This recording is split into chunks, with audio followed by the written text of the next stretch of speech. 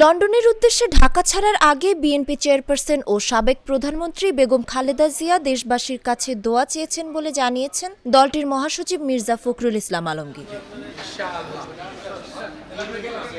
বুধবার রাতে বিমানবন্দর থেকে বেগম খালেদা জিয়াকে বিদায় দিয়ে তিনি একথা বলেন। মির্জা ফখরুল ইসলাম আলমগীর বলেন, বিএনপির চেয়ারপারসন কামনা করেছেন দেশের মানুষ যেন ভালো থাকে, গণতন্ত্র যাতে পুনরুদ্ধার হয় সেই বিষয়ে আমরা যেন সবাই ঐক্যবদ্ধ থাকি। বিএনপি মহাসচিব বলেন, ফ্যাসিস্ট আওয়ামী লীগ সরকারের নির্যাতনে এবং মিথ্যা মামলায় সাজা দিয়ে তাকে 6 বছর আটক করে রাখা হয়। এই আটক করে রাখার সময় তিনি অত্যন্ত অসুস্থ হয়ে পড়েন।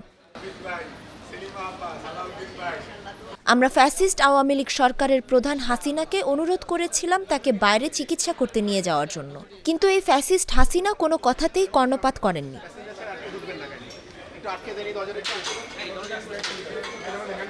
তিনি বলেন, আল্লাহর অশেষ রহমতে ছাত্র জনতার অভ্যুত্থানের মধ্য দিয়ে হাসিনা দেশ থেকে পালিয়ে যাওয়ার পর আজ দেশনেত্রীর সব মিথ্যা মামলা থেকে মুক্তি পেয়ে চিকিৎসার জন্য লন্ডনে গেছেন। এজন্য আল্লাহর কাছে অশেষ শুকরিয়া।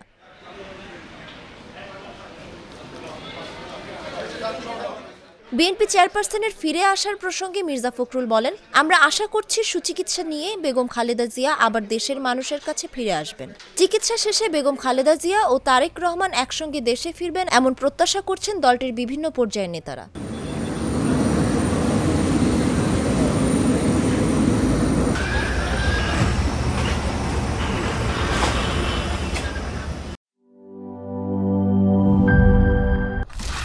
স্যার, ফ্ল্যাটের সবকিছু তো বেস্ট জিনিস অর্ডার করেছেন, এবার কিচেন সিঙ্কটা? বাজারের বেস্ট সিঙ্ক কোনটা? বাংলাদেশে তৈরি বিশ্বমানের আরএফএল কিচেন সিঙ্ক, যা আপনাকে দেয় আজীবন নিশ্চয়তা। 304 ফুড গ্রেড স্টেইনলেস স্টিলে তৈরি, যা নিশ্চিত করে জংবিহীন সিঙ্কের আজীবন নিশ্চয়তা। আরএফএল কিচেন সিঙ্ক, স্বাস্থ্যকর কিচেনের চিরস্থায়ী সমাধান।